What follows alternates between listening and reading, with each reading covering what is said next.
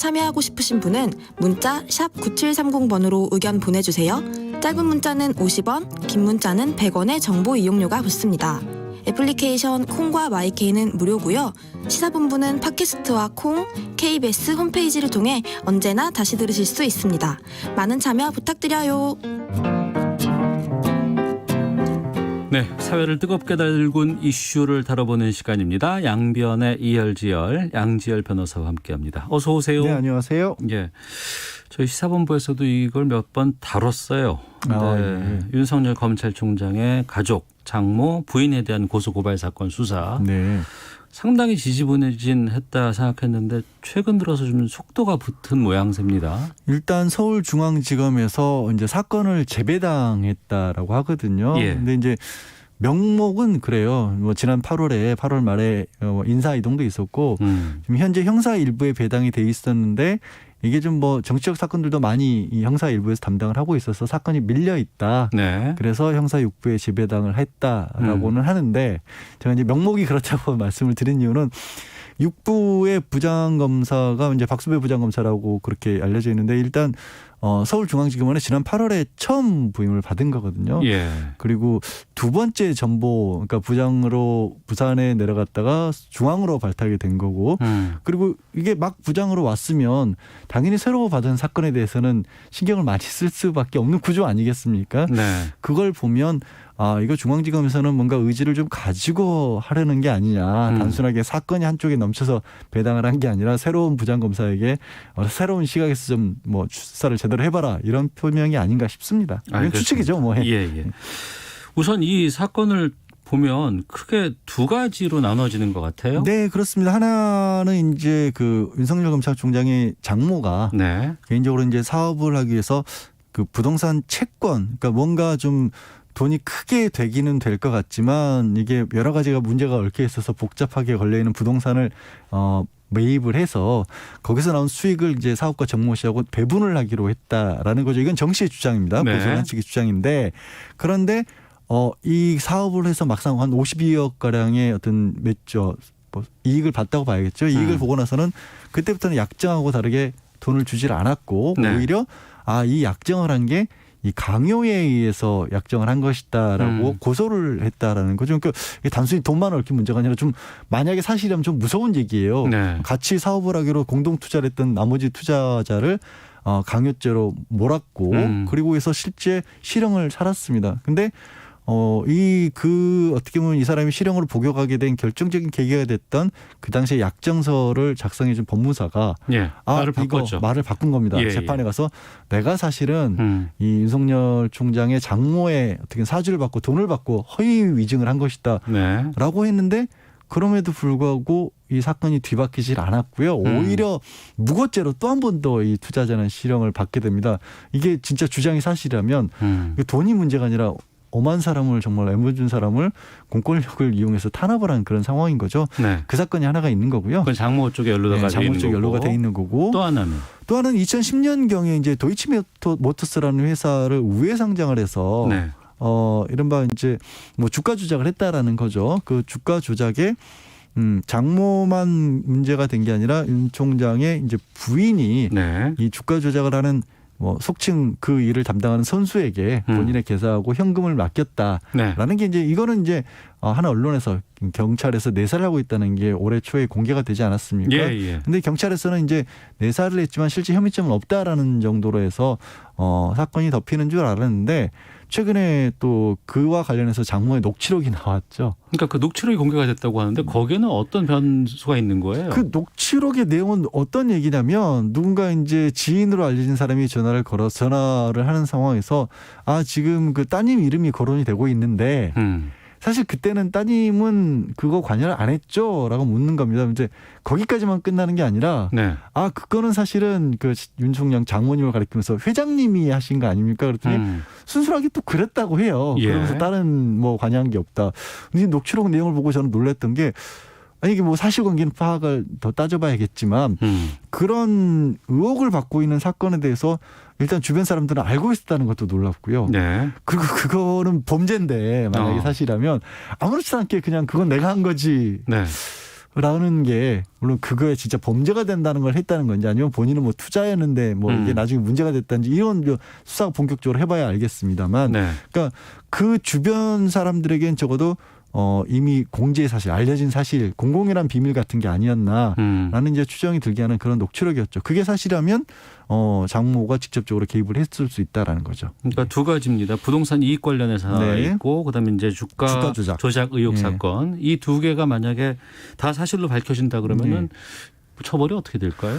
주가 조작 같은 경우도 액수가 굉장히 커요. 그래서 예. 공소시효가 10년이 된다고 하고 첫 번째 이익 사기 같은 경우에는 뭐 이게 범죄가 지금 억울하다고 주장하는 사업가의 주장이 맞다라고 한다면 글쎄 이게 사기나 이런 정도로 끝나진 않고 뭐 무고도 들어갈 것으로 보이고요. 네. 뭐 소송 사기가 되게 되는 거죠. 소송을 이용해서 개인적으로 이익을 취했다는 부분이 있고 거기에 상상하기 싫지만 당시에 이제 윤 총장이 이제 혼인관계에 맺어지기 전의 일입니다. 그래서 윤 총장은 아니지만 이런 일이 가능했던 게 과연 검찰에서 내부 조례가 없이 가능했을까라는 질문을 당장 할 수밖에 없잖아요. 예. 그런 부분까지 수사가 확대될 수 있는 거죠. 그 부분인데 그동안 그 관련된 고소고발은 계속 돼 왔지만 네. 검찰 수사가 제대로 이루어지지 않았었어요.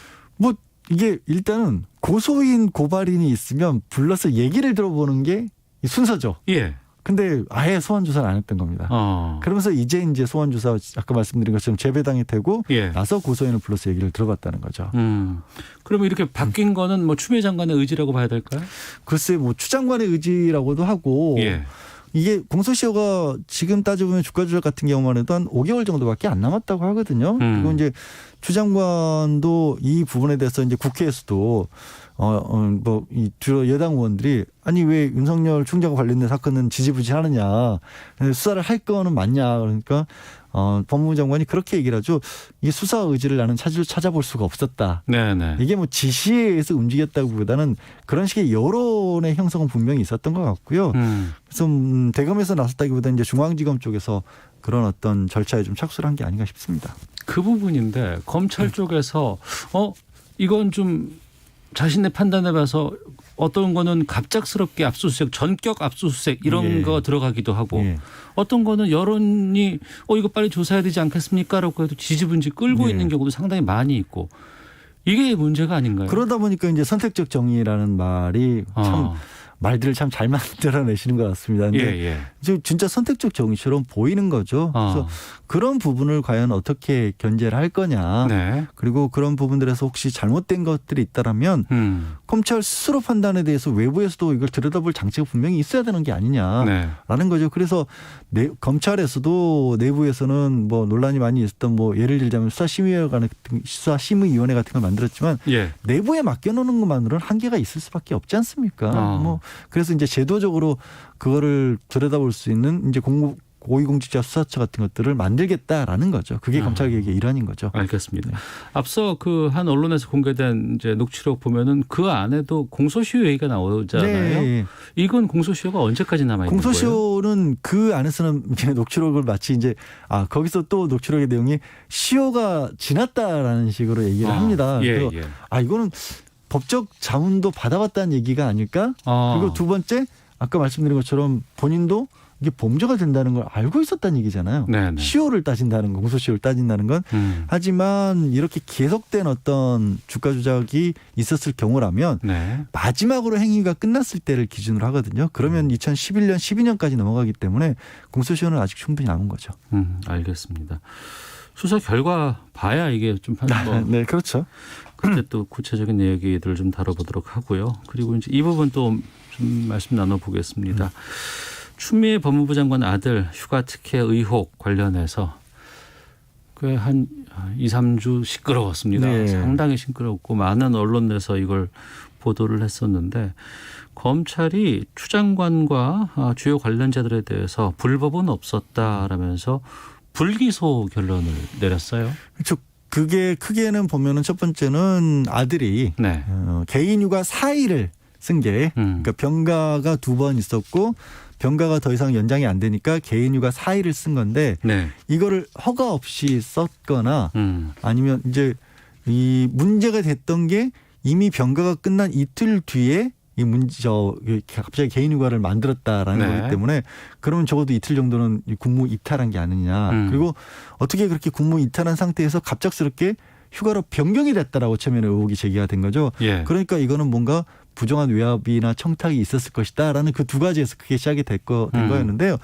그런데 사실 저는 이 부분이 초기에 논란이 됐던 초기에 네. 이미 그 부대장이 내가 승인해 줬다라고 얘기를 했거든요. 부대장이 예. 예. 이게 이제 어제 불기소 처분의 주요 이유로 앞부분에 나옵니다. 그러면 군대에서는 예. 사실 논란의 여지가 없는 건 아닙니다만은 군대에서는 이 재량을 승인권자인 부대장이 승인을 하면 이후로는 사실 따질 게 없는 거거든요. 예, 너무 잘 아시겠지만. 근데 이게 좀 너무 정치적으로 커졌던 그런 게 있고요. 그래서 뭐 그 이후에도 또 이게 각자 병영 문화에 대해서 기억하는 부분들이 많이 다릅니다. 대한민국에서 그렇죠. 예. 군대 얘기하면 남자들은 정말 2박 3일도 못 떠들지 않습니까? 자기 각자의 위치에서 네. 가장 힘든 네.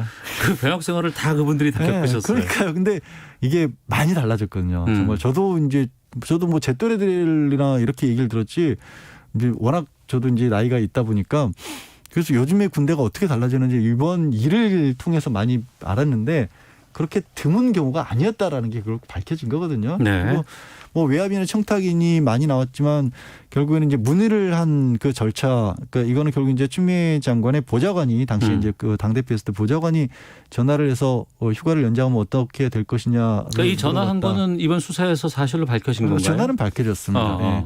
근데 그거는 이제 절차 정도로 물어본 거기 때문에 네. 외압이나 청탁이 있었다고 보기 어렵고 외압이나 청탁이 있었다고 보기 어려운 이유 중에 하나가 그렇게 문의를 했었을 때 절차를 어떻게 하면 되는지를 안내를 해줬다는 거예요. 네. 그러니까 더 이상 돌아오지 않은 상태에서 병가를 연장해 주기는 어려우니까 개인 휴가를 써라라고 해서 개인 휴가를 썼다라는 거죠. 야당 쪽에서는 이 부분을 지금 상당히 많이 좀 지적하고 있는데 그 전화 보좌관이 이제 장교에게 한 전화가 뭐 해명은 추 장관이 아니라 뭐 아들의 부탁이었다라는 뭐 주장들도 있었고.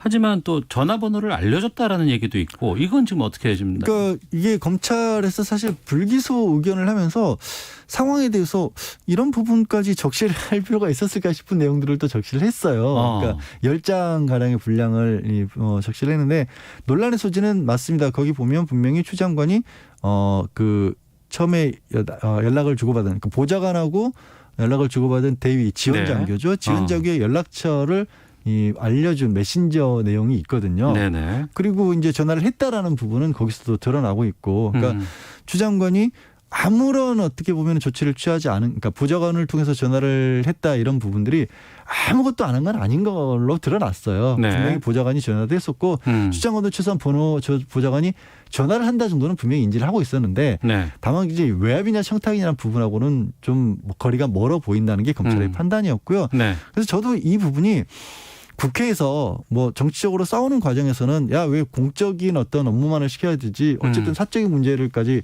관여하게 만들었어. 네. 이런 정도로 저는 다툴 수는 있다고 보는데 그러니까 늘 이런 것들이 벌어지게 되면 자체적으로 싸움의 결론을 못 내리면 꼭 검찰로 가져가거든요. 예, 그렇죠. 예. 검찰로 가져가다 보면 이게 굉장히 큰 필요 이상으로 논란이 커지고 그리고 국가적인 에너지도 굉장히 많이 쏟게 된단 말이에요. 이거 하면서도 아시다시피 지난 대정부 질문에서도 뭐 1,400시간 중에 300시간 이상을 추 장관에게 그것만 물어봤었고 우리 지금 할 일이 얼마나 많습니까? 그리고 검찰도 여기에 수사팀을 동원을 해가면서 검사도 뭐 1명이었다 4명으로 보강해가면서 근데 사건 자체만 놓고 보면 그럴 만한 사건은 또 아니었거든요. 네. 어쨌든 그 부분에 있어서는 추 장관이 적어도 어느 정도의 입장 표명 정도는 필요하지 않을까 싶습니다. 알겠습니다. 법적으로는 모르더라도. 예, 불기소 처분해서 뭐 다 그냥 상황이 정리된 줄 알았는데 야당에서는 믿을 수 없다, 참을 수 없다. 특검해야 된다라고 주장하고 있거든요. 가능성은 어떻게 보세요? 저는 말씀드렸다시피 사건의 크기라고 하는 게 그리고 군부대라는 특성을 고려를 한다라면 애초에 그러니까 이게 그런 거예요. 불가능한 일을 하게 만들었느냐를 들여다봐야 되는데 쉽게 우리 군에서 요즘도 있는 일이라고 한다면 이걸 가지고 무슨 특검을 하겠어요. 알겠습니다. 자, 여기까지 다루도록 하겠습니다. 양지열 변호사와 함께했습니다. 오늘 말씀 고맙습니다. 네, 고맙습니다. 예, 잠시 후 2부에는 정치화투 있습니다. 추석 민심에 대한 상황들 또 추석 지나고 시작되는 21대 첫 국회 국정감사에 대한 여야의 입장 들어보도록 하겠습니다. 권영주의 차차차 시간 자동차, 전기차 배터리 논란 짚어보겠습니다. 잠시 후 2부에서 뵙겠습니다.